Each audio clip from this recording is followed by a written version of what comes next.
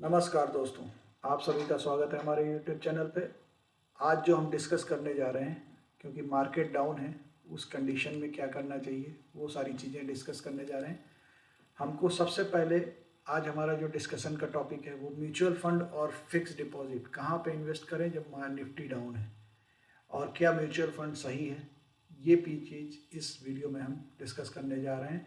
तो इसमें pros and cons दोनों के, म्यूचुअल फंड के और फिक्स डिपॉजिट के, दोनों के दोनों हम डिस्कस करेंगे और उसके बाद हम कंक्लूज़न निकालेंगे कि क्या करना चाहिए।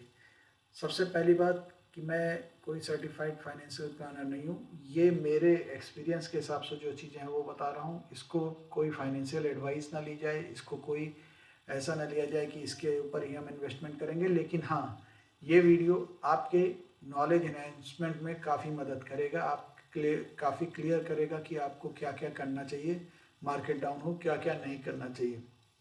तो शुरू करते हैं वीडियो, ज़्यादा लंबा समय न लेके। और उसके पहले मैं आप सभी से रिक्वेस्ट करूंगा कि हमारे चैनल को सब्सक्राइब करें और बेल आइकन को क्लिक करें, जिससे कि जब भी मैं नया वीडियो डालूं तो आपको नोटिफिकेशंस मिलते रहें। तो सबसे पहली चीज़ है कि fixed rate of return. Mutual fund में मार्केट के ऊपर डिपेंडेंट है म्यूचुअल फंड, इसलिए उसमें वॉलेटिलिटी रहती है, और वॉलेटिलिटी रहती है तो उसमें कोई गारंटीड रिटर्न नहीं है, उसमें कोई गारंटीड रिटर्न नहीं है। लेकिन फिक्स डिपॉजिट में आपको गारंटीड रिटर्न मिलता है उसमें, क्योंकि एक प्री डिटरमाइंड एक रेट ऑफ इंटरेस्ट आपको बता दिया जाता है, over a period of time कितना रिटर्न मिलेगा, और टेन्योर आपको बता दिया जाता है, इस टेन्योर तक अगर आप उनको पैसा देते हैं बैंक को तो आपको इतना पैसा रिटर्न में मिलेगा। दूसरा चीज़ जो सबसे इम्पोर्टेंट चीज़ है, टैक्सेशन।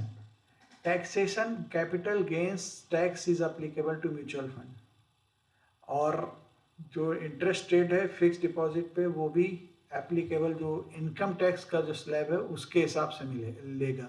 लेकिन कैपिटल गेन टैक्स जो है शॉर्ट टर्म है कि लॉन्ग टर्म है, कितने समय में आप पैसा डालते हैं म्यूचुअल फंड में, कितने समय के लिए कब निकालते हैं, उसके ऊपर डिपेंड करता है। लॉन्ग टर्म और शॉर्ट टर्म गेन टैक्स अगर वो 1 साल के बाद निकालते हैं तो लॉन्ग टर्म गेन टैक्स है जो कि नियर अबाउट 13% के करीब पड़ेगा, और short term gain tax near about 22% के करीब पड़ेगा आज की डेट में।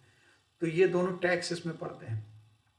टैक्स से हमको घबराना नहीं चाहिए, क्योंकि अगर हमको प्रॉफिट हो रहा है तभी टैक्स लगता है, लॉस हो रहा है तो टैक्स नहीं लगता। फिर liquidity. Open ended mutual fund can be redeemed as and when investor require, जब भी इन्वेस्टर चाहता है तभी वो पैसा निकाल सकता है। इसके अलावा अगर आप इंडेक्स वाले फंड में इन्वेस्ट करते हैं जिसमें 12% से 20% तक का रिटर्न मिलता है, तो उसमें लिक्विडिटी भी बहुत अच्छी है और उसमें आपको एग्जिट रोड नियर अबाउट 1% पड़ता है। तो उसके अलावा उसका बेटर ऑप्शन है कि आप ETF में इन्वेस्ट करें, म्यूचुअल फंड में इन्वेस्ट करें या ETF में इन्वेस्ट करें। नियर अबाउट 1% का डिफरेंस पड़ता है दोनों में, म्यूचुअल फंड 1% महंगा पड़ता है। फिक्स डिपॉजिट में फिक्स जो टेन्योर है उसके पहले अगर विड्रॉ करेंगे तो उसमें कुछ चार्जेस लगेंगे, प्लस आपको इंटरेस्ट रेट भी कम मिलेगा जो आपको बताया गया है, क्योंकि आप उसके पहले पैसा निकाल रहे हैं जब जितना टेन्योर के लिए आपने किया है। चार्जेस एंड एक्सपेंसेस आपको बता दिया कि आपका म्यूचुअल फंड मैनेजमेंट जो है चार्जेस लेता है, और इसमें कोई एडिशनल चार्ज नहीं होता एफडीज में। रिस्क, क्योंकि रिस्क इन्वॉल्व है म्यूचुअल फंड में, इसीलिए उसमें हायर रिटर्न भी मिलता है। जो म्यूचुअल फंड में रिटर्न है वो 12 से 20% है, और जो एफडी में रिटर्न है वो 6 to 8% है। तो 6 से 8% का लीनियर आपको उसमें रहेगा, और इसमें आप कंपाउंडिंग का बेनिफिट ले सकते हैं कि आपका जब म्यूचुअल फंड का रिटर्न हाई हो गया है, मार्केट हाई कंडीशन में, वहाँ पे आप पैसा विड्रॉ कर सकते हैं, फिर से मार्केट जब लोअर कंडीशन में आती है तो वहाँ फिर से एंट्री कर सकते हैं। तो इस तरह से आप बेनिफिट ले सकते हैं मार्केट कंडीशंस का। Mutual fund are completely market linked, और या फिक्स डिपॉजिट मार्केट लिंक नहीं, क्योंकि इसमें आपको जो बैंक ने बोला उतना इंटरेस्ट उसको देना है। जो है mutual fund asset management companies के द्वारा जो है मैनेज किया जाता है, जबकि एफडी जो है बैंक्स द्वारा मैनेज किया जाता है। अब म्यूचुअल फंड और ETF एक और ऑप्शन है कि ETF में भी आप अभी आज की डेट में SIP कर सकते हैं। तो ETF में क्या है कि आपको थोड़ा बहुत जो ब्रोकरेज है वो देना पड़ेगा, plus short term gain tax या लॉन्ग टर्म गेन टैक्स जिस भी स्लैब में आते हैं वो देना पड़ेगा। इसके अलावा कोई एग्जिट लोड नहीं है।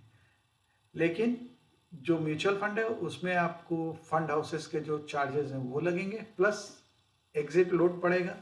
जितना भी जो भी म्यूचुअल फंड है उसके हिसाब से वो 1% 2% होता है, उससे ज़्यादा नहीं होता है।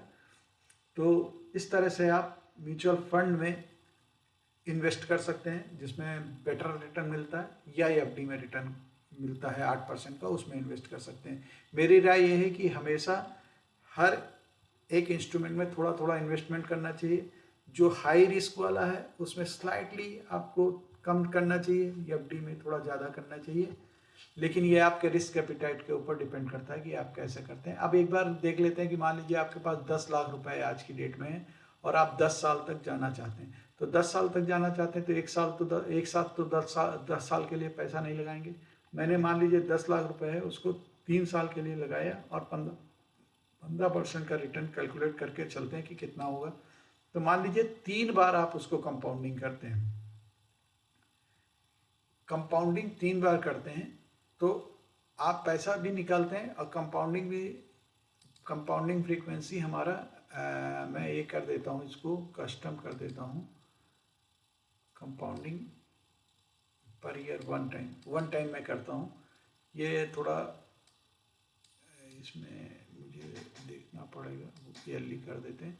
और 3 साल में मैं कंपाउंडिंग कर रहा हूँ, 3 साल में मेरा एक इतना पैसा हो गया 15 लाख रुपए। अब मैं 15 लाख को फिर से इन्वेस्ट करता हूँ, 15 लाख को फिर से इन्वेस्ट करता हूँ जब भी मार्केट डाउन हो जाती है 6 महीने के लिए।